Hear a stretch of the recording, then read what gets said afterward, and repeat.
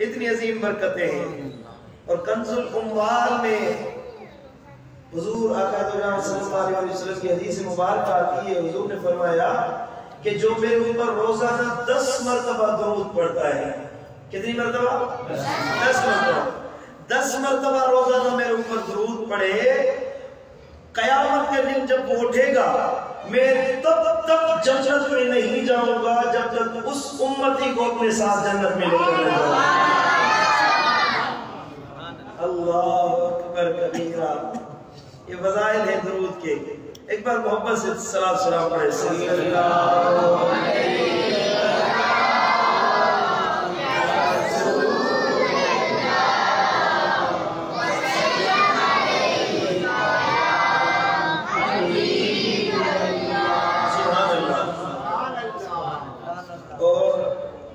بزرگان اہل سنت نے ارشاد فرمایا ہے کہ اگر آپ مقروض ہیں، آپ کے اوپر قرضہ ہے، قرضہ ایک بڑی بیماری ہے اور بہت اذیت ناک معاملہ ہے زندگی میں. اگر کوئی بندہ مقروض ہو جائے، عزت دار بندے کے دروازے پر قرض پا آ جائے نا تو اس کے لیے بڑی تکلیف دہ معاملہ ہوتا ہے. حضور نے فرمایا کہ جو میرے اوپر درود پڑھے اس کے اوپر جتنے قرضے ہوں گے وہ اللہ معاف فرما دے گا. بزرگوں نے فرمایا ہے اگر کوئی بندہ جس پر قرضہ ہو، اتنا قرضہ ہو کہ اس کے قرضے میں زمین و آسمان کا درمیان بھر جائے، اتنا قرضہ ہے اس کے اوپر، لیکن وہ کثرت سے درود مبارکہ پڑھے، اللہ اتنے سارے قرضے اس کے معاف فرما دے گا، ان کے لیے آسانی پیدا فرما دے گا. قرض ادائیگی میں اس کے لیے آسانی کی راہیں نکلتی آئیں گی. یہ درود کی برکتیں ہیں. اگر ایسا مرض لاحق ہو جائے، آپ کو صحت نہیں ملتی، لا علاج مرض ہو جائے، آپ ڈاکٹروں کو دکھائیں، طبیبوں کو دکھائیں، حکیموں کو دکھائیں، آپ کے مرض کا علاج نہیں کر سکتے، اس لا علاج مرض کی دوا اللہ تعالیٰ نے درود کو بنایا. کہیے سبحان اللہ. حضرت سیدنا امام بوصیری رحمت اللہ علیہ بہت بڑے اللہ کے کامل ولی ہو گزرے ہیں، قصیدہ بردہ کے صاحب. وہ حضرت سیدنا امام بوصیری رحمت اللہ علیہ بیمار پڑ گئے، فالج کا مرض ہو گیا. فالج ایک حصہ جس میں کام کرنا چھوڑ دیتا ہے. ہاتھ پاؤں کام نہیں کر رہے تھے. 1 سال 2 سال 10 سال گزر گئے اس مرض میں. حضرت سیدنا امام بوصیری چارپائی پر بیٹھ گئے، گھر میں بیٹھ گئے، عمر گزرتی گئی، حتیٰ کہ ایک دن بڑی مشکل میں آ گئے. محتاجی انسان کی آ جائے نا تو بڑا پریشان ہوتا ہے. اب صحت خراب ہے، کوئی سہارا دینے والا نہیں ہے. ایک رات کو انہوں نے یہ صلاۃ و سلام والا قصیدہ لکھا، صلاۃ و سلام والا درود والا یہ قصیدہ. اور رات کے وقت میں یہ رو کر منہ مدینہ منورہ کی طرف کر کے اور حضور کو پکار کہ یا رسول اللہ امداد فرمائیے، کرم فرمائیے، آپ کا غلام یا رسول اللہ مصیبت میں ہے، نظر عنایت فرمائیے. رونے لگے، چیخنے لگے، حتیٰ کہ وہ قصیدہ پڑھتے پڑھتے روتے روتے ان کی آنکھ لگ گئی. آنکھ لگی ہے ادھر میرے آقا کا دیدار نصیب ہو گیا. حضور ذرا نواز فرما کر تشریف فرما ہوئے. او بوصیری وہ قصیدہ تو سناؤ جو قصیدہ بھی بنایا ہے. کہیے سبحان اللہ. قصیدہ اپنے گھر میں بیٹھ کر پڑھا ہے، آواز گنبد خضرا تک پہنچ چکی ہے. آپ نے فرمایا بوصیری قصیدہ تو سناؤ مجھے، میں تیرا قصیدہ سننا چاہتا ہوں. وہ قصیدہ پڑھنے لگے. قصیدہ پڑھتے پڑھتے حضور اتنا خوش ہوئے. حضور آقا دو جہاں صلی اللہ علیہ وسلم اٹھے اور اپنے گردن سے چادر مبارک اٹھا کر اور امام بوصیری کی گردن میں ڈال دی. سبحان اللہ. وہ جو مرض لاحق تھا یہاں ہاتھ لگایا، وہ خواب میں دیکھ رہے ہیں. اور حضور آقا دو جہاں صلی اللہ علیہ وسلم نے ارشاد فرمایا من رآنی فی المنام فقد رآنی. جس نے نیند میں مجھے دیکھا گویا اس نے حقیقت میں مجھے دیکھا. حضور نے فرمایا اور بزرگان دین نے فرمایا، اہل حق نے انہوں نے اہل تصوف نے فرمایا ہے کہ جس رات آپ کو حضور کا دیدار نصیب ہو جائے، آپ جہاں دیکھیں کہ اس جگہ ہمیں حضور کا دیدار نصیب ہوا ہے، اس جگہ پر جائیں گے تو وہاں حضور کی خوشبو کو پائیں گے۔ سبحان اللہ، کیونکہ حضور بذات خود اپنے امتی کو دیدار کروانے کے لیے تشریف فرما ہوتے ہیں۔ ایسا نہیں ہے کہ یہ کوئی انسانی تخیل ہے، یہ انسانی سوچ کا معاملہ ہے کہ وہ خواب میں نظر آ جائے۔ جو کام بندہ دن میں کرتا رہتا ہے نا، جس سے محبت ہو جائے، اس کو نیند میں وہ چیز نظر آتی ہے، رات کے وقت میں وہی چیزیں خواب میں نظر آتی ہیں۔ لیکن حضور کا معاملہ عجب ہے، الگ ہے کہ حضور کا تصور بندہ اپنائے تو حضور خود دیدار کروانے کے لیے آتے ہیں۔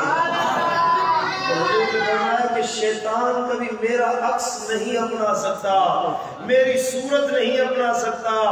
اگر کسی کو خواب میں حضور کا دیدار نصیب ہو جائے تو اس بندے کو اللہ کا ولی اللہ کہا جاتا ہے۔ کہیے سبحان اللہ۔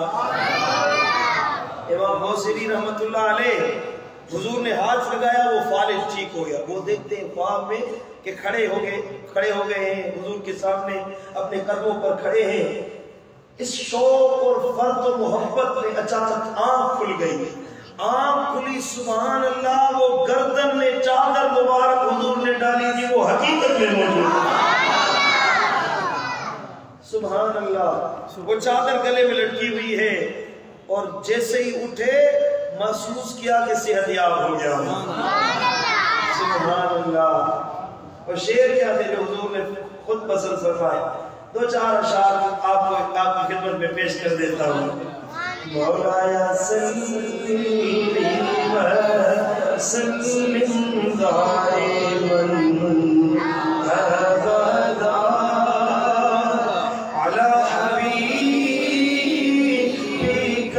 خیر الخلق کلہم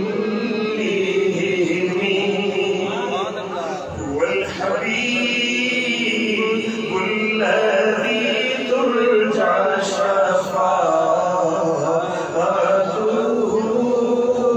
لكل هول من الأهوال مقتهم يا رب بالمصطفى بلغ مقاصدنا واغفر لنا ما مضى يا واسع الكرم۔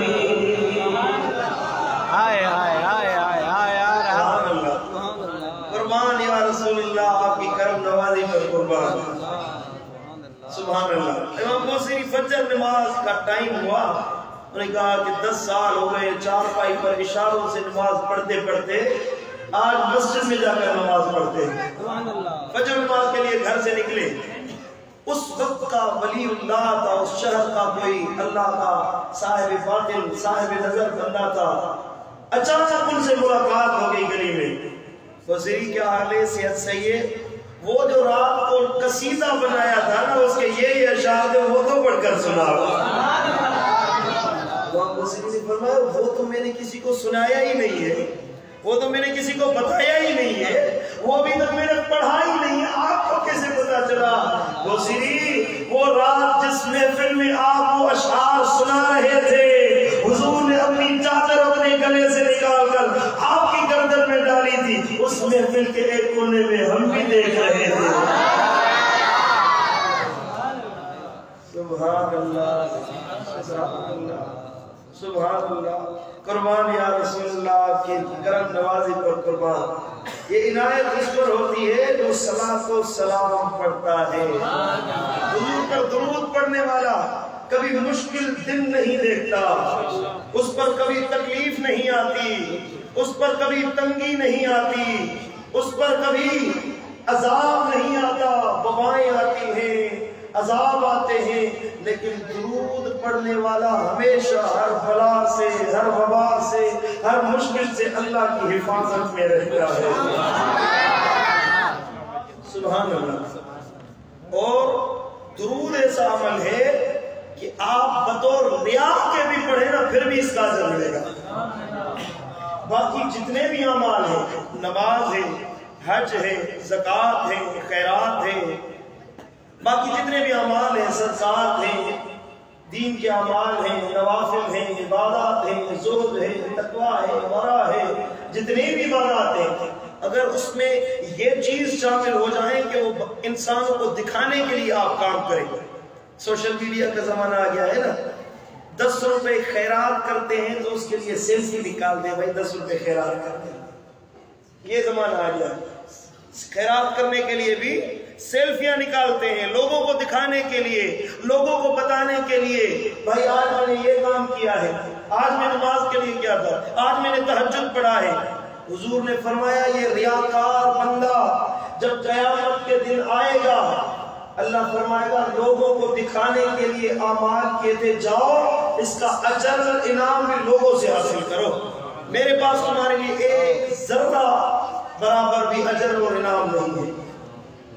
حضور نے فرمایا، سنن ابن ماجہ میں حدیث ہے، آقا جہاں صلی اللہ علیہ وسلم نے فرمایا کہ قیامت کے دن ایک بندہ آئے گا، شعب الایمان میں، معاف کیجئے گا، شعب الایمان میں امام بہقی رحمۃ اللہ علیہ نے یہ روایت لاتے ہیں، فرماتے ہیں بندہ آئے گا قیامت کے دن، اس کے پاس 70 نبیوں جتنے اعمال ہوں گے، اتنے اعمال کیے ہوں گے اس نے کہ اس کے اعمال 70 نبیوں کے برابر ہو جائیں گے. اللہ فرمائے گا اس کو پکڑو اور اس کو اوندھے منہ جہنم کی آگ میں ڈال دو. عرض کی جائے کہ یا رسول اللہ اتنے اعمال، اتنے زیادہ اعمال بھی فائدہ نہیں دیں گے. حضور نے فرمایا کیونکہ اس نے جتنے بھی اعمال کیے ہوں گے وہ لوگوں کو دکھانے کے لیے کیے ہوں گے، لوگوں کو بتانے کے لیے، اپنی واہ واہ کے لیے، اپنا نام پیدا کرنے کے لیے، تاکہ لوگ مجھے حاجی کہیں، لوگ مجھے مجاہد کہیں، لوگ مجھے غازی کہیں، نمازی کہیں، لوگ مجھے عابد کہیں، زاہد کہیں. اس وجہ سے اس نے عمل کیے، اس وجہ سے اللہ اس کا ایک عمل بھی قبول نہیں فرمائے گا. لیکن کوئی بندہ ریا کرتے ہوئے لوگوں کو دکھانے کے لیے بھی درود و سلام پڑھے، اللہ اسے بھی قبول فرما لیتا ہے. سبحان اللہ.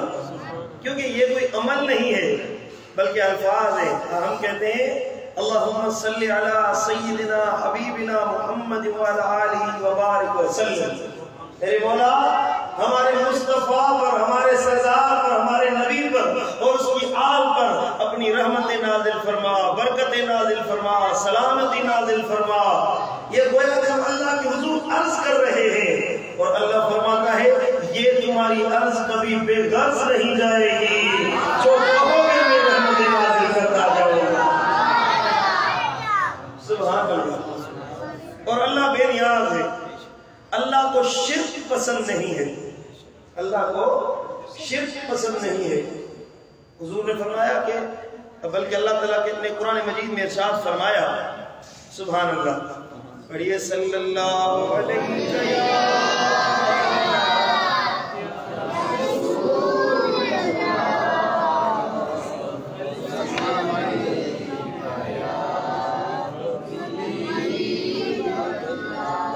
سے پڑھیں صلی اللہ علیہ یا رسول اللہ.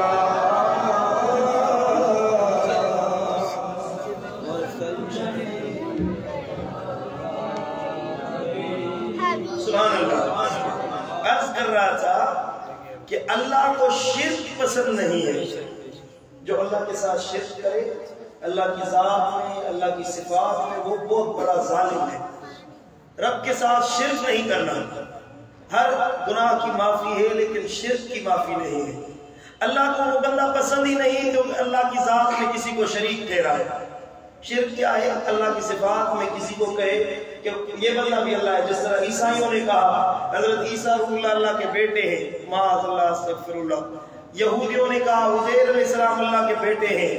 لیکن ہم کہتے ہیں کہ حضور اتنے شان والے، اتنے مان والے، اتنے مقام والے کہ جنہیں اللہ تعالیٰ نے نور بھی بنایا، بشریت بھی عطا فرمائی، غیب کا علوم بھی عطا فرمایا، اتنے مقام عطا فرمائے، لیکن پھر بھی رسول اللہ اللہ کے بندے ہیں۔ کہیے سبحان اللہ۔ یہ ہمارا عقیدہ ہے، یہ ہمارے سنت و جماعت کا عقیدہ ہے۔ سبحان اللہ۔ ہم کہتے ہیں دینے والی ذات اللہ کی ہے، عطا اللہ کرتا ہے، بیٹے اللہ دیتا ہے، رزق اللہ دیتا ہے، عنایت اللہ کرتا ہے، لیکن وسیلہ حضور کا ہے، وسیلہ غوث اعظم کا ہے۔ کہیے سبحان اللہ۔ ہم شرک نہیں کرتے، شرک سے نفرت کرنے والے ہیں۔ اللہ کو شرک پسند نہیں ہے، اللہ کو مشرک پسند نہیں ہے۔ جو بت پرستی کرتے ہیں، جو بتوں کو پوجتے ہیں، غیر اللہ کو سجدہ کرتے ہیں، وہ اللہ کو پسند نہیں ہے۔ کسی بھی لحاظ سے اللہ کی کسی صفت میں بھی اللہ کو شرک پسند نہیں ہے، کسی بھی عمل میں اللہ کو شرک پسند نہیں ہے۔ لیکن درود ایسی چیز ہے، حضور پر درود پڑھنا ایسی چیز ہے کہ اللہ خود فرماتا ہے کہ میں خود اپنے نبی پر صلاۃ و سلام پڑھ رہا ہوں، اے دنیا والوں تم بھی میرے ساتھ شریک ہو جاؤ۔ کہیے سبحان اللہ۔ قرآن مجید نے ارشاد فرمایا، اللہ نے فرمایا ان اللہ وملائکتہ یصلون علی النبی۔ بے شک اللہ اپنے فرشتوں کے ساتھ اپنے محبوب پر ہر وقت ہر گھڑی درود و سلام رحمت نازل کر رہا۔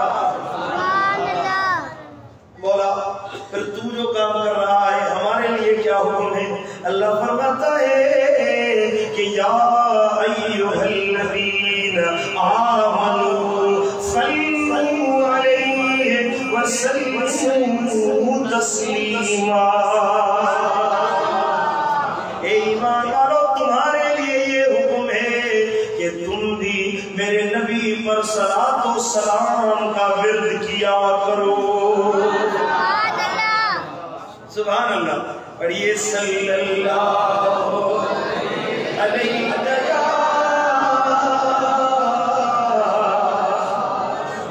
رسول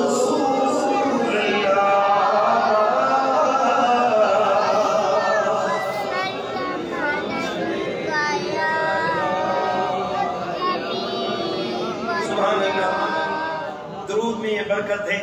میں عرض کر چکا کہ قرض اتر جاتے ہیں، درد مٹ جاتے ہیں، بیماریوں کا علاج درود ہے، پریشانیوں کا علاج درود ہے، رسول اللہ کی دربار میں پہنچانے والی چیز درود ہے۔ اور آپ کے دل میں شوق ہے کہ میرے مولا ہمیں مصطفیٰ کا جمال دکھا، ہمارے نصیب میں ہمارے مقدر میں جمال مصطفیٰ فرما، لکھ دے اے میرا مولا ہمارا نصیب بنا۔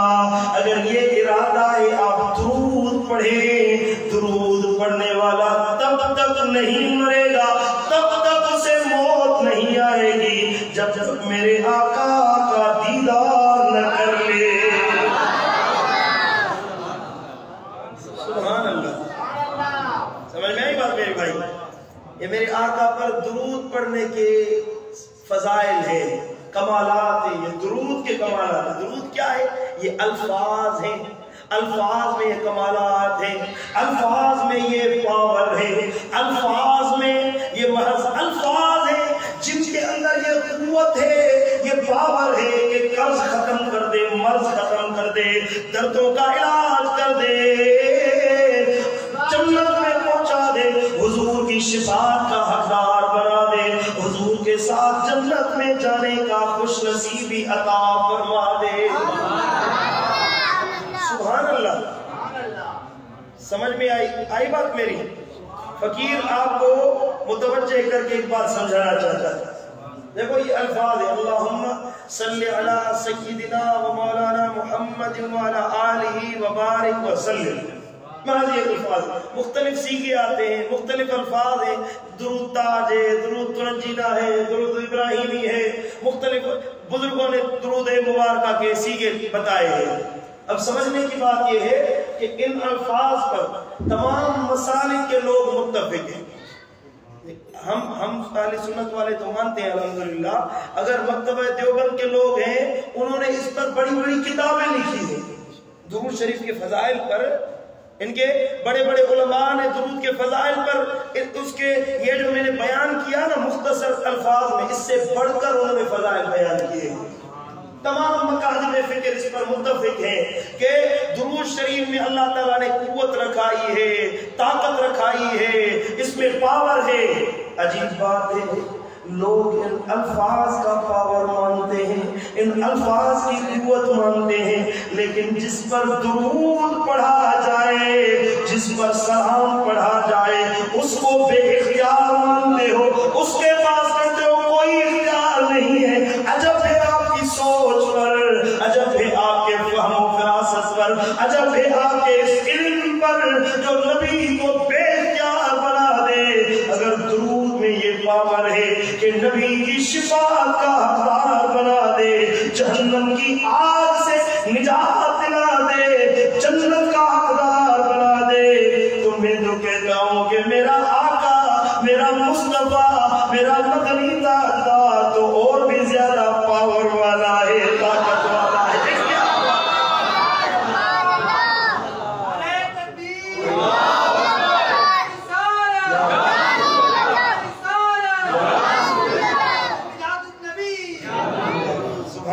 محبت والے نے کہا تو شاہ خوباں تو جانے جانا۔ کیا بات کرتے ہو میرے حضور کی، کیا بات کر رہے ہیں میرے آقا کی، آؤ میں آپ کو بتاتا ہوں۔ تو شاہ خوباں تو جانے جانا، یہ چہرہ ام الکتاب تیرا سکی ہے، نہ بن سکے گا، نہ بن سکی ہے، نہ بن سکے گا، مثال تیری جواب شاہ خوباں،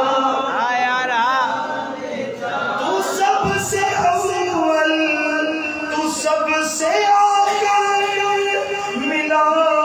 حسن دوام تجھ کو، عمر لاکھوں برس کی تیری ہے، عمر لاکھوں برس کی تیری، لیکن ہے اب بھی تازہ شباب تیرا،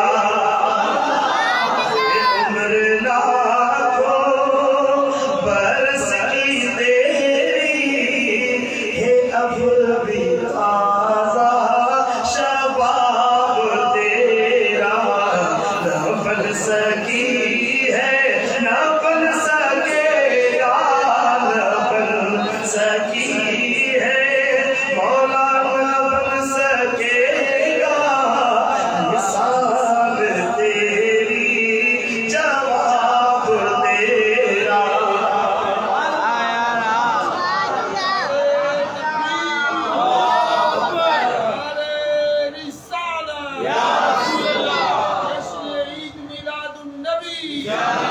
سرکار کی آمد، دلدار کی آمد، مدنی کی آمد، نعرہ حیدری، نعرہ تحقیق، نعرہ غوثیہ۔ سبحان اللہ، دل میں کچھ محبت کا چراغ جلا ہے کہ نہیں؟ سبحان اللہ۔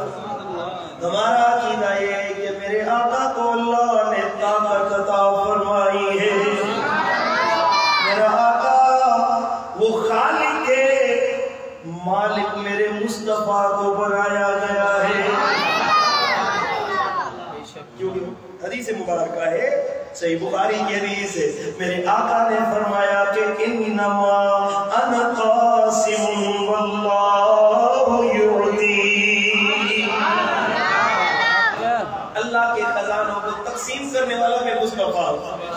سبحان اللہ، اللہ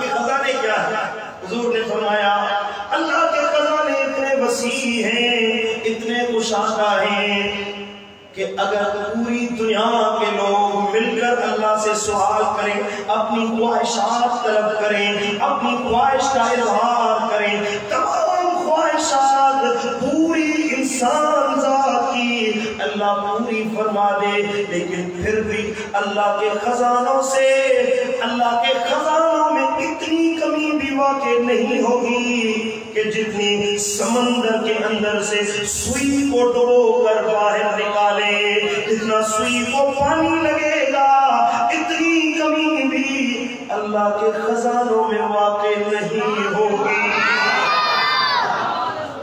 رب کے خزانے کتنے وسیع ہیں، اللہ کے خزانے کتنے کشادہ ہیں۔ یہ اتنے کشادہ خزانے حضور نے فرمایا کہ اللہ نے میرے حوالے کر دیا۔ صحیح بخاری میں تو لفظ ہے انما انا قاسم، لیکن امام طبرانی نے اپنی کتاب معجم الکبیر میں اس حدیث میں کچھ اضافہ کیا ہے، اس میں الگ سند کے ساتھ یہی روایت آتی ہے، حضور نے فرمایا انما انا قاسم وخازن واللہ یعطی۔ اللہ کے عطا سے عطا رب کرتا ہے، خزانے اللہ کے ہیں، ان خزانوں کو سنبھالنے والا بھی میں ہوں، تو اسے تقسیم کرنے والا بھی میں مصطفیٰ۔ سبحان اللہ، اللہ کے خزانوں کو تقسیم بھی میں کرتا ہوں اور اللہ کے خزانوں کو سنبھالتا بھی میں محمد مصطفیٰ کا۔ یعنی کہ جس کو جو چیز چاہیے وہ حضور کے دروازے پر آئے، جس کو جو چیز چاہیے حضور کے آستانے پر آئے، حضور کے پاس جو پہنچے گا اسے اللہ کی محبت بھی مل جائے گی، معرفت الہی بھی مل جائے گی، اللہ کی بندگی بھی مل جائے گی۔ لیکن حضور کا در چھوڑ کر اگر لاکھوں دروازوں پر بھٹکتے رہو، پھرتے رہو، اللہ نہیں ملے گا۔ اللہ ملے گا تو حسنین کے نانا کے پاس ملے گا۔ سبحان اللہ۔ کسی محبت والے نے کہا ہے کہ نمازیں پڑھی جا، اذانیں دیے جا، شب و روز سجدوں پہ سجدے کیے جا، سجدے کیے جا۔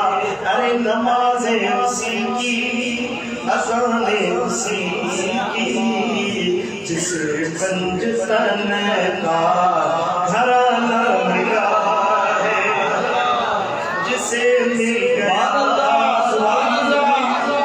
جسے مل گیا کملی والے کا دامن، اسے دو جہاں کا خزانہ ملا ہے۔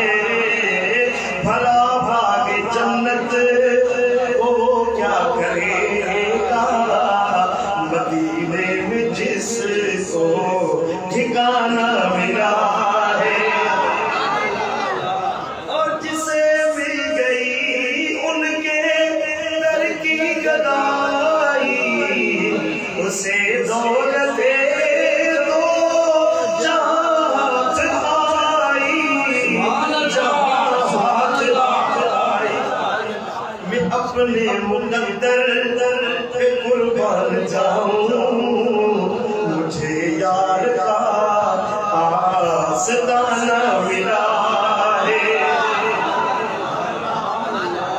سبحان اللہ۔ ہم کیوں نہ خوش ہوں کہ اللہ تعالیٰ نے ہمیں مصطفیٰ کا امتی بنایا ہے۔ اور دنیا میں ایسا نہیں کہ اللہ نے خزانے دے دیے تو حضور تقسیم نہیں کرتے، اللہ کے خزانے تو حضور کے پاس ہیں۔ العیاذ باللہ، العیاذ باللہ، نقل کفر نباشت۔ ایسا نہیں ہے کہ معاذ اللہ حضور کوئی کنجوسی کریں گے اس میں، نہیں۔ حضور کو جو اللہ نے اپنے خزانے عطا کیے تو اس آسمان دنیا پر ایسا کوئی سخی کسی ماں نے پیدا نہیں کیا جیسا سخی میرا آقا مدینے والا ہے۔ مار رہا ہے، مجھے پورا کرنے کا ارادہ ہے کیا؟ سبحان اللہ. صلی اللہ علیہ یا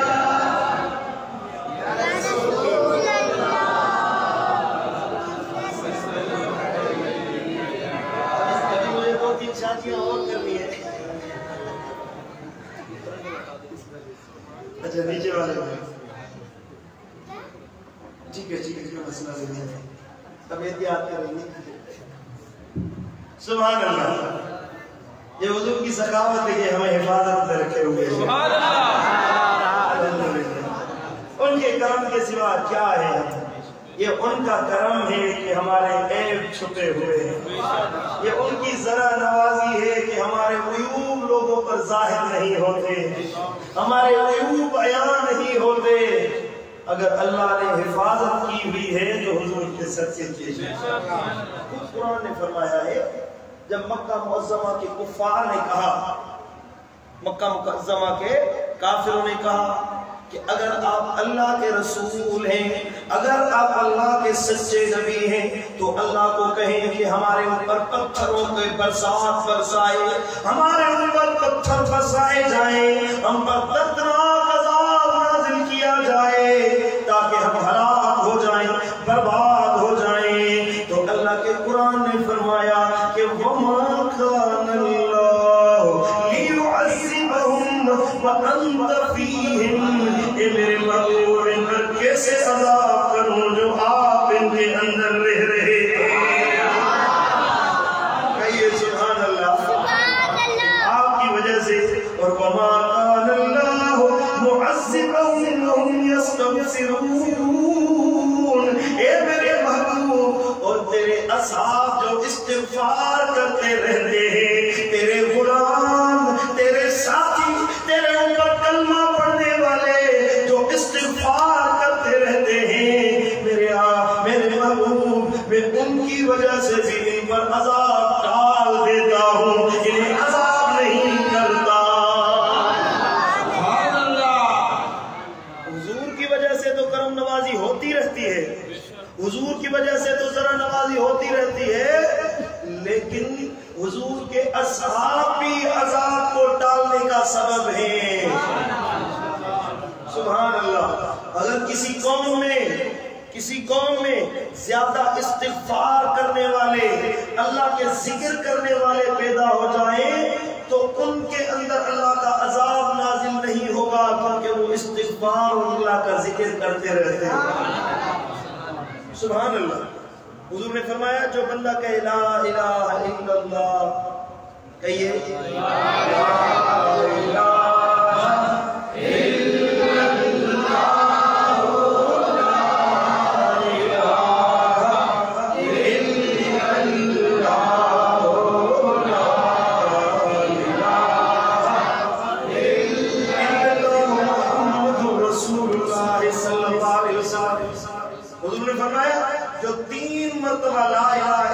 کہے اللہ اس کے 4000 کبیرہ گناہ معاف فرما دیتا ہے.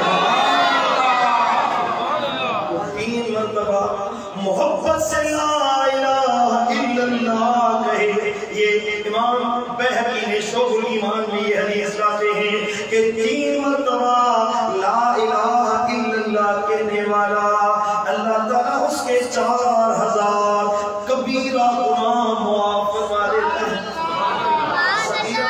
چھوٹے چھوٹے نہیں, بڑے بڑے گناہ, بڑے بڑے کبائر گناہ وہ اللہ معاف فرما دے گا.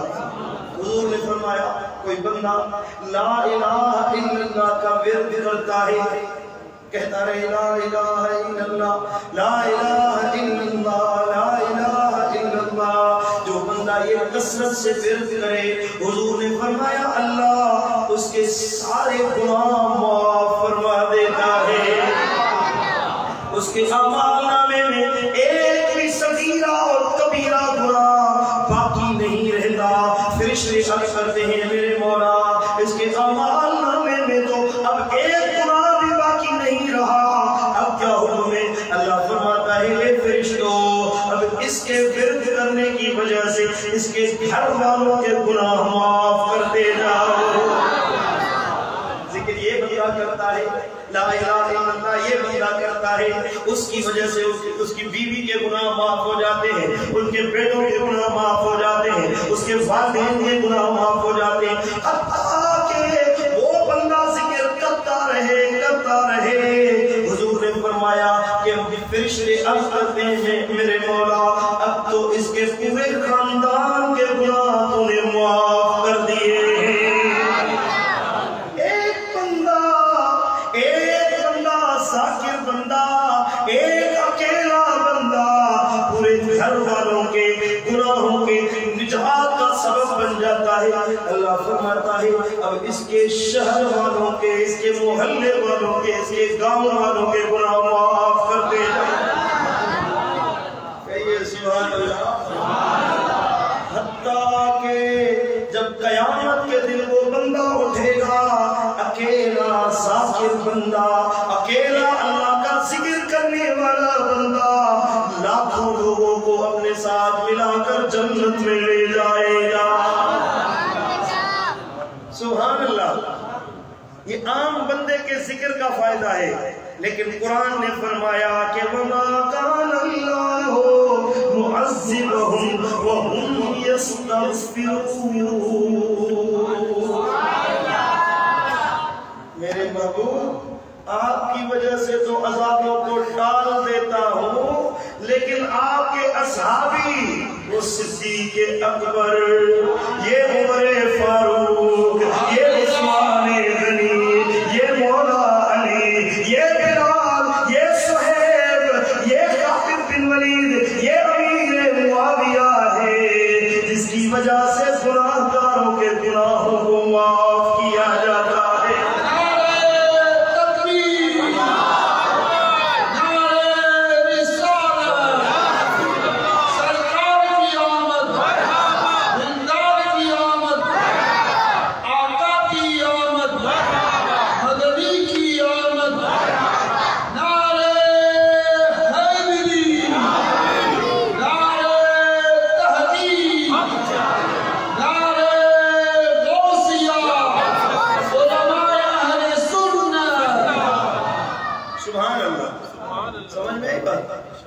وہ لوگ جو صحابہ کرام پر بکواس کرتے ہیں افسوس ہے ان پر بھی۔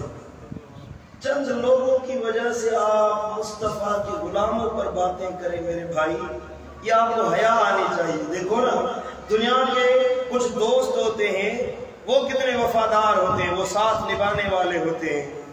اگر کسی دوست پر کوئی تکلیف آ جائے، فیضان میرا بھائی ہے، میرا دوست ہے، اگر فیضان پر کوئی تکلیف آئے تو اس کو کہوں گا کہ بھائی پریشان نہ ہو، میں تمہارے ساتھ ہوں۔ اس کو کوئی تکلیف ہو جائے میں اس کا ساتھ دوں گا۔ ہم دوست ایک دوسرے کے لیے لڑنے جھگڑنے کے لیے تیار ہو جاتے ہیں، لڑائی کرنے کے لیے تیار ہو جاتے ہیں، اتنی وفاداری ہے ہمارے اندر۔ آپ دنیا کی مثال لے لیں، دنیا کے جو سیاستدان ہیں، ابھی سیاستدانوں نے احتجاج کیے، جلوس کیے، عمران خان صاحب تھے انہوں نے احتجاج کیا تھا، طاہر القادری نے احتجاج کیا تھا۔ ان کا ویژن کیا ہے، نظریہ کیا ہے؟ ان کے کارکنان کی میں آپ کو ایک محبت دکھاتا ہوں کہ اپنے قائد کے لیے لڑنے کے لیے تیار ہو گئے اور مرنے کے لیے تیار ہو گئے۔ کیا دنیا کے کارکنان، عام لیڈروں کے، دنیا پرست لوگوں کے، دنیا کے لیے لڑنے والوں کے لیے کارکنان جان دینے کے لیے تیار ہو جائیں؟ کیا رسول اللہ کے غلام بے وفا تھے؟ وہ دھوکہ دینے والے تھے؟ ہرگز نہیں۔ میرے آقا کے اصحابی، میرے آقا کے صحابہ سب سے بڑھ کر حضور پر جان نثار کرنے والے تھے۔ یہ تو آج کا زمانہ ہے، یہ 14ویں صدی ہے۔ آج اگر ناموس رسالت پر پہرا دینے کی بات آئے تو آج بھی اسلام آباد میں بھی دھرنا چل رہا ہے۔ آج ابھی اہل سنت و جماعت کا دھرنا چل رہا ہے، شیلنگ ہو رہی ہے، فائرنگ ہو رہی ہے، لیکن عاشقان رسول سینہ صبر کیے ہوئے ہیں۔ آج ہمارا یہ عالم ہے کہ ہم اپنی محبت کا اظہار ہم کرتے ہیں، جان قربان کر دیتے ہیں۔ کیا صدیق اکبر نے اپنا جان حضور کے لیے بچا کر رکھی ہوگی؟ کیا عمر فاروق قدم پیچھے ہٹا لیے ہوں گے؟ نہیں، یہ تو کہہ رہے ہوں گے کہ یا رسول اللہ آپ کی ایک نظر کرم پر ہمارے بال بچے مال و دولت قربان ہے۔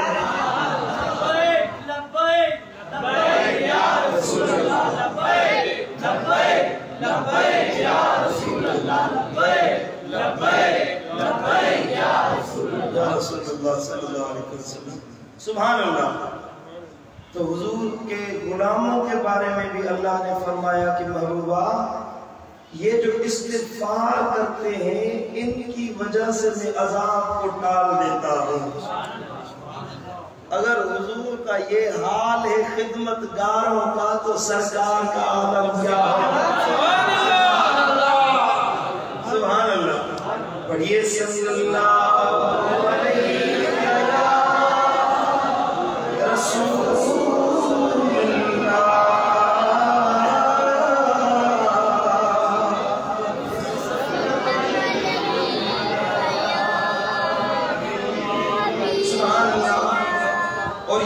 سخاوت صرف دنیا تک محدود نہیں ہے، لیکن میرے آقا کی ذرا نوازی کرم نوازی قبر میں بھی ہوگی تو حشر میں بھی ہوگی۔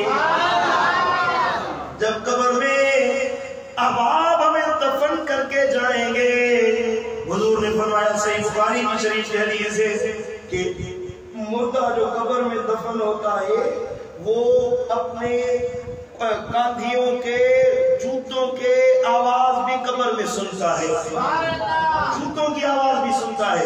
یہ جو لوگ کہتے ہیں کہ قبر والا سنتا نہیں ہے، عام بندہ بخاری شریف کی حدیث ہے اور تو اور، لیکن قبر میں جوتوں کی آواز بھی سنائی دیتی ہے اسے۔ حضور نے فرمایا کہ وہ بندہ جب نکلتا ہے اس کے احباب اسے چھوڑ کر دفن کر کے واپس جاتے ہیں تو حضور نے فرمایا کہ وہ بندہ پکار اٹھتا ہے، جانے والے تھوڑی دیر تو رک جا، اپنے بھائی کو پہچانتا ہے، میرے بھائی، اے میرے ابا، اے میرے بھائی، اے میرے دوست، اے میرے کزن، اے چاچا، اے ماما، تھوڑی دیر تو رک جاؤ، لیکن بھائی کام نہیں آئے گا، عزیز کام نہیں آئیں گے، دوست کام نہیں آئیں گے، وہ مدد کرنے کے لیے کوئی نہیں آئے گا، لیکن عشاق کی امداد کے لیے قبر میں میرے آقا خود تشریف فرما ہوں گے۔ سبحان اللہ۔ وہاں حضور آئیں گے، حضور نے فرمایا کہ 3 سوال ہوں گے، صحیح بخاری اور صحیح مسلم متفق علیہ حدیث ہے کہ ایک سوال ہوگا، سنن ابو داؤد، سنن نسائی اور ترمذی میں ہے کہ قبر میں 3 سوال ہوں گے۔ پہلے 2 سوال جو سنن ابو داؤد میں آئے ہیں، من ربک ما دینک، تمہارا رب کون ہے، تمہارا دین کون ہے، لیکن تیسرا سوال جو صحیح بخاری صحیح مسلم میں آیا ہے کہ وہاں حضور کی صورت لائی جائے گی، حضور کا چہرہ لایا جائے گا، اب کیسے لایا جائے گا، کوئی عکس ہوگا یا عشاق کو دیدار کروانے کے لیے خود تشریف فرما۔ سبحان اللہ۔ اب یہ کوئی بندہ اعتراض کرے کہ اتنے لوگ وفات کرتے ہیں سبھی کی قبروں میں آتے ہیں، ذرا نوازیں کرم نوازیں آ جائیں تو تمہارا کیوں دل سڑ رہا ہے؟ مہربانی فرمائے، آپ کو کیا تکلیف ہو رہی ہے؟ اللہ نے قوت دی ہے بیٹا، اللہ نے طاقت دی ہے حضور کو۔ اسرائیل ہے نا، اسرائیل سانس قبض کرنے کے لیے اس اسرائیل کی ڈیوٹی ہے۔ آج کی میڈیکل سائنس 2015 کی تحقیق کی ہے کہ ہر سیکنڈ میں 3 لوگ دنیا میں مرتے ہیں، ہر سیکنڈ، ایوری سیکنڈ 3 لوگوں کی ڈیتھ ہوتی ہے، موت ہوتی ہے، وفات کرتے ہیں، ہر ایک سیکنڈ میں 3 لوگ مرتے ہیں۔ اب وہ لوگ دنیا کے مختلف گوشوں مختلف علاقوں میں مرتے ہیں، ایک بندہ امریکہ میں مرا تھا، ایک بندہ یورپ میں مرا، ایک بندہ ایشیا میں مرا، پھر ایک بندہ رشیا میں مرا، ایک ساؤتھ افریقہ میں مرا، ایک آذربائیجان میں مرا۔ اس طرح مختلف علاقے ہوتے ہیں، ہر سیکنڈ میں جگہ تبدیل ہوتی ہے، لوکیشن تبدیل ہوتی ہے، لوگ تبدیل ہوتے ہیں، لیکن اسرائیل ہر جگہ موجود ہوتا ہے۔ سمجھ میں آئی بات ہے؟ میرے ساتھ چل رہے ہیں نا؟ اسرائیل ہر جگہ ہوتا ہے، اسرائیل ہر جگہ سانس قبض کرنے کے لیے پہنچ جاتا ہے۔ اگر اسرائیل کو اللہ تعالیٰ نے قوت دی، کیا میرے آقا کو اللہ نے یہ طاقت نہیں دی ہوگی کہ مدینہ منورہ سے کراچی میں ملیر میں آ کر اپنے عاشقوں کی قبر کو نورانی بنا دے؟ سبحان اللہ۔ ہاں، کچھ لوگوں کے لیے عکس ہی آتا ہے اور کچھ مہربانی فرماتے ہیں کچھ پر، ان کی قبر میں خود تشریف فرما ہوتے ہیں۔ आला हज़रत अज़ीम अलबरकत शाह इमाम मोहम्मद रज़ा कम्बरेलवी मेरे इमाम ने फरमाया कि जब मेरी कब्र बनाओ तो मेरे कद के बराबर बड़ी बनाना। कि मैं क्यों इतनी बड़ी कब्र बनाए? आपने फरमाया कि जब हुजूर तशरीफ फरमा होंगे तो मैं कब्र में बैठना नहीं चाहता, खड़े होकर पढ़ूंगा मुस्तफा जाने रहमत पेला हौसला। सुभान अल्लाह।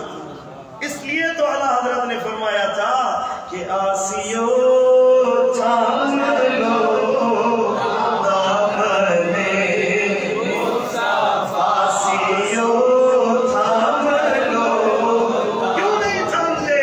आसियो थाम लो दामने मुस्तफा और पढ़ो रब की रहमत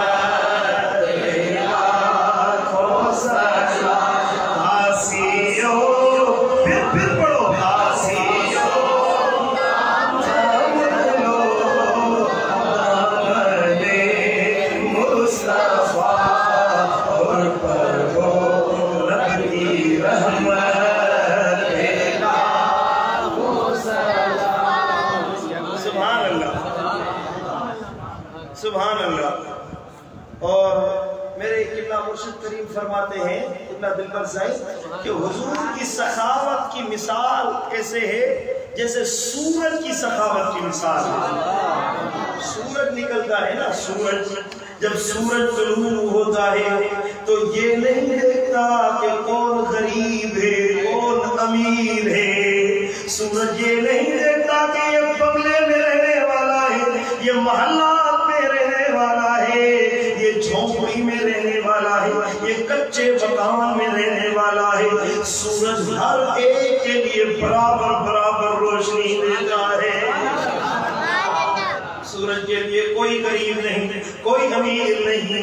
तो मेरे आका भी यूं ही करम करते हैं। जो आता है ताजदारे मदीना की दरबार में जो दामन पहनाता है वो करम नवाजी से रहमत से अपनी झोलियां भर के फिर जाता है। सुभान अल्लाह, सुभान अल्लाह। गजाली रहमतुल्लाह अलैह मुल्तान शरीफ वाले उन्होंने एक वाकया लिखा है कि एक पाकिस्तान के आजाद होने से पहले की बात है, अभी पाकिस्तान आजाद नहीं हुआ था। बहावलपुर रियासत थी, क्या आगे पंजाब में बहावलपुर जो सराय की पट्टी है वहाँ बहावलपुर है। बहावलपुर रियासत थी, जैसे हमारे सिंध में वडेरे होते हैं, पंजाब में चौधरी होते हैं, इस तरह यहाँ बहावलपुर में नवाब हुआ करते थे। नवाब, एक नवाब था, मालदार बंदा, पैसे वाला बंदा, दौलतमंद बंदा। वो नवाब साहब मजाक करने की आदत थी उसे, लोगों के साथ मजाक करता था। सुभान अल्लाह। लोगों में मजाक करने की आदत होती है ना, एक लफ्जी मजाक होती है, एक प्रैक्टिकली मजाक होती है। मजाक करने की आदत थी उसे, मजाक करता था अपने लोगों के साथ। अब लफ्जी मजाक तो लोग बर्दाश्त कर लेते हैं, लेकिन अगर कोई हाथों से फिजिकल मजाक करे तो आदमी बर्दाश्त हो जाती है, बर्दाश्त से बाहर हो जाती है। इस वजह से उसने एक गुलाम रखा, एक नौकर रखा, उसके साथ मजाक भी किया करता था, उसको तनख्वाह भी दिया करता था। वो बेचारा गरीब मिस्कीन, पैसे मिल रहे हैं, नवाब साहब राजी है, इसमें दिन गुजर रहे हैं, वक्त गुजरता रहा। एक दिन आया, नवाब साहब को ख्याल आया कि चलते हैं मदीना मुनव्वरा की ज़ियारत करने, हज पढ़ने के लिए जाते हैं, हज के लिए जाते हैं, मदीने की ज़ियारत करने के लिए जाते हैं। इस इरादे से वो बहावलपुर से निकले हैं। उसने कहा कि रास्ते में जाएंगे, कोई खिदमत गुजार भी हो। उस गुलाम को, उस नौकर को भी कहा कि भाई तुम्हारा खर्चा मैं उठाता हूँ, तुझे भी हज पर लेकर जाओ। इसके सवारे न्यारे हो गए। उसने कहा कि नवाब साहब पूरी जिंदगी तेरी गुलामी करूंगा, मुझे अपने साथ ले चल। सुभान अल्लाह। और ये गुलाम भी साथ चला है, ये खुद भी चले हैं। सफर करते करते मक्का मुकर्रमा पहुंचे, हज किया, मिना में गए, मुज़दलिफा में गए, अरफात में गए, مناسک حج مکمل ہوئے، اب سفر مدینہ منورہ کی جانب ہوا ہے۔ سبحان اللہ، مدینہ کی جانب سفر ہوا۔ محبت والوں کے لیے مدینہ تو زندگی میں جنت ہے۔ راتیں بھی مدینے کی، باتیں بھی مدینے کی، جینے میں یہ جینا ہے، کیا بات ہے جینے کی، باتیں بھی مدینے کی، باتیں بھی عرصہ ہوا طیبہ کی، گلیوں سے وہ گزرے تھے، اس وقت گلیوں میں خوشبو ہے پسینے کی، اس وقت بھی گلیوں میں خوشبو ہے پسینے کی، راتیں بھی مدینے کی، باتیں بھی مدینے کی۔ سبحان اللہ، یہ مدینہ منورہ میں پہنچے۔ ایمان والے جب مدینہ پہنچتے ہیں تو ان کو گویا کہ ایمان میں تازگی مل جاتی ہے۔ وقت گزرتا رہا، ٹائم گزرتا رہا، زمانہ گزرتا رہا، وہ دن بھی آیا جس دن مدینہ منورہ سے واپسی کرنی تھی، سفر وطن کے لیے کرنا تھا، واپس نکلنا تھا۔ سبحان اللہ، اب سامان پہ پہنچ گا، آخری دن توجہ چاہوں گا میں آپ کی، سامان پہ پہنچ گا، سامان کو جمع کر دیا گیا، اب سامان باندھ کر سواری آ گئی۔ نواب صاحب نے اتنے دن مذاق نہیں کیا، اتنے دن ہوئے انہوں نے کوئی اپنے نوکر کے ساتھ، اپنے غلام کے ساتھ کوئی مذاق نہیں کیا ہے، اب اسے موقع ملا کے جاتے ہوئے ایک مذاق کر لیتے ہیں۔ اس نے کیا کیا کہ ایک کاغذ کا ٹکڑا اٹھایا، کاغذ پر چند کلمات لکھے، اس کو تو مذاق بھی، نوابوں کے خیال بھی نوابی ہے۔ ایک قلم اٹھایا، اس پر یہ الفاظ لکھے کہ اے نواب صاحب، تمہاری حاضری قبول ہو گئی، تمہارا حج قبول ہو گیا، تمہارا یہاں آنا قبول ہو گیا، مدینہ منورہ کی حاضری کو مقبول کر دیا گیا ہے۔ یہ اس نے ہاتھوں سے لکھا، کاغذ لپیٹ کر جیب میں ڈال دیا۔ وہ نوکر جو آیا تو اس نے کہا کہ تجھے کوئی کاغذ ملا ہے، کوئی خط ملا ہے؟ تو اس نوکر نے کہا کہ مجھے تو کوئی خط نہیں ملا، مجھے تو کوئی کاغذ نہیں ملا۔ اس نے کہا دیکھو مجھے ملا ہے۔ وہ محظوظ ہو رہا ہے، وہ حصہ حاصل کر رہا ہے، ہنس رہا ہے، مجھے یہ کاغذ ملا ہے۔ غلام نے جو، نوکر نے جو وہ کاغذ کھولا تو وہاں لکھا تھا کہ تمہارا حج قبول ہو گیا، تمہارا عمرہ قبول ہو گیا، مدینہ کی حاضری قبول ہو گئی۔ کہا کہ یہ خط کہاں سے ملا؟ اس نے کہا کہ حضور کی دربار سے ملا ہے۔ اس کی چیخ نکل گئی کہ مجھے محروم کر دیا گیا، شاید میری حاضری قبول نہیں ہوئی۔ آنکھوں سے آنسو بہتا ہوا نواب صاحب کو کہا کہ نواب صاحب تھوڑی دیر ٹھہرو، اب گھر نہیں جائیں گے، پہلے مجھے مصطفیٰ کی دربار سے ہوا لینے دو۔ یہ نکلا حضور کی دربار میں، روتے روتے آنکھوں سے آنسو بہاتے بہاتے ہاتھ باندھ کر عرض کی، یا رسول اللہ، اے میرے آقا، یہ تو بہاولپور میں نواب اور نوکر کا معاملہ ہوتا ہے، اے میرے آقا، وہاں امیروں کو نوازا جاتا ہے، امیر امیروں کے ساتھ بیٹھتے ہیں، غریبوں کو کوئی پوچھتا نہیں ہے۔ میرے آقا، کیا آپ کی دربار میں بھی یہ معاملہ ہے؟ حضور، ہم نے تو آپ کی سخاوت سنی تھی، اس نواب کو خط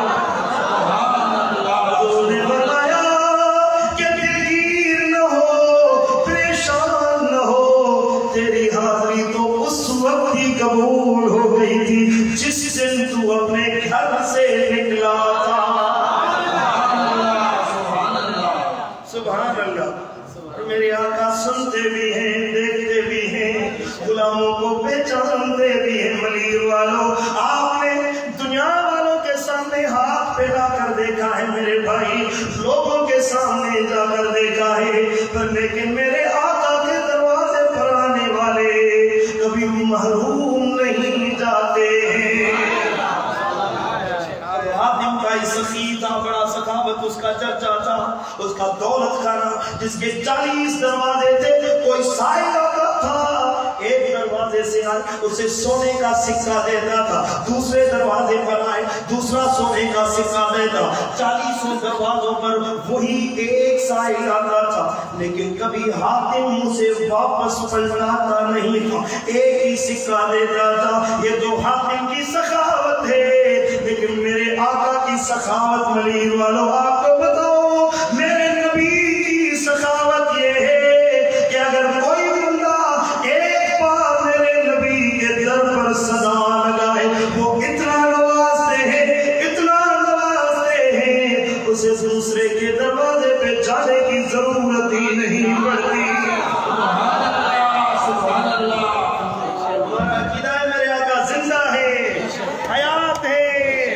سنتے ہیں اور امداد کرنے کے لیے پہنچتے ہیں۔ میرے امام اعلیٰ حضرت نے پھر فرمایا سبحان اللہ، ایک بار محبت سے سبحان اللہ کہتے ہیں، سبحان اللہ، سبحان اللہ۔ زندہ ہے ولیہ تو زندہ ہے ولیہ، تو زندہ ہے ولیہ، تو زندہ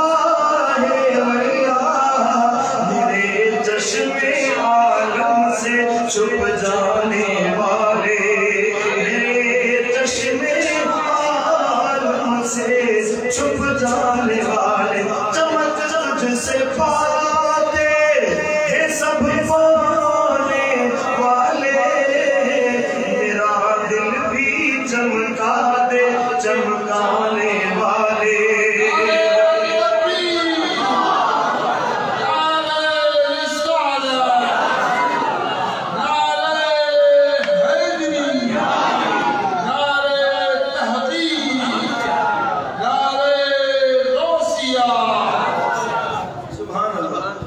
کہتے ہیں میں مجرم ہوں آقا مجھے ساتھ لے لو، میں مجرم ہوں آقا مجھے ساتھ لے لو، کہ راستے میں جا بجا تھانے والے، کہ راستے میں جا بجا تھانے والے، میرا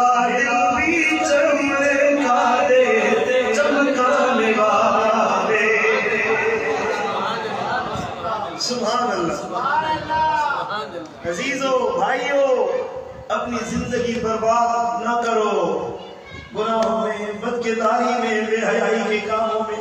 نوجوان ہے تو پھر بھی گناہوں میں، عمر ڈھل گئی داڑھی میں سفید بال آ گئے پھر بھی گناہوں کے راستے پر چل پڑے ہو۔ میرے بھائیو، اے کراچی والوں، کیا آپ کو میرے مصطفیٰ کا درد پسند نہیں؟ میرے نبی کی غلامی پسند نہیں؟ میرے آقا کی محبت پسند نہیں؟ وہ اتنے کرم کر رہے ہیں، کرم پر کرم کر رہے ہیں، مہربانی پر مہربانیاں فرما رہے ہیں، پھر بھی آپ بدکرداری کے راستے پر چل پڑے ہیں، زبان کے ساتھ جھوٹ بولتے رہیں، غیبت کرتے رہیں، گلہ کرتے رہیں، دوسروں پر ظلم کرتے رہیں، حقوق کھاتے رہیں، آپ سے محلے والے بیزار ہو جائیں، گھر والے تنگ آ جائیں۔ میرے بھائیوں، ایسی زندگی نہ گزارو جس وجہ سے قیامت کے دن حضور کے سامنے شرمندہ ہونا پڑے۔ وہ عمل کرو کہ جب حضور کے سامنے آئے تو سرخرو ہو جائے۔ سبحان اللہ، سبحان اللہ۔ حضور نے فرمایا کہ میں خود اپنے امتیوں کو کوثر کے پیالے پلاؤں گا، خود پیالوں سے۔ اور حضرت سیدنا امام غزالی رحمت اللہ علیہ، حجت الاسلام سیدنا امام غزالی رحمت اللہ علیہ فرماتے ہیں احیاء علوم الدین میں، یہ حدیث مبارکہ لاتے ہیں کہ دوسروں کو تو حضور پیالے بھر کر دیں گے، لیکن حضور کے دین کے عالم آئیں گے، علم والے علماء آئیں گے تو حضور اپنے سے اپنے چلو میں کوثر بھر کر انہیں پلائیں گے۔ سبحان اللہ، سبحان اللہ۔ اللہ اکبر۔ ہم بھی التجا کریں یا رسول اللہ، اگرچہ اہل علم میں ہمارا شمار نہیں لیکن آپ کے ادنا غلاموں میں تو شمار ہے نا۔ اگر گناہوں سے بچو گے تو یہ نعمت نصیب ہوگی۔ علامہ اقبال رحمۃ اللہ علیہ نے فرمایا کہ میرے مولا قیامت کے دن میرے گناہ حضور پر ظاہر نہ فرمانا، اس سے چھپا کر میرا معاملہ فرما دینا، لیکن میرے اعمال حضور پر ظاہر نہ کرنا، کہ ایسا نہ ہو کہ حضور کے سامنے جاؤں اور حضور پوچھیں کہ بڑا اقبال تو گناہ کیوں کر کے آیا ہے، تو میں کیا جواب دوں گا حضور؟ سبحان اللہ۔ میرے بھائیوں، آپ خود دل پر ہاتھ رکھ کر مجھے جواب دیں کہ اگر حضور پوچھ لیں، ادھر دریافت فرمائیں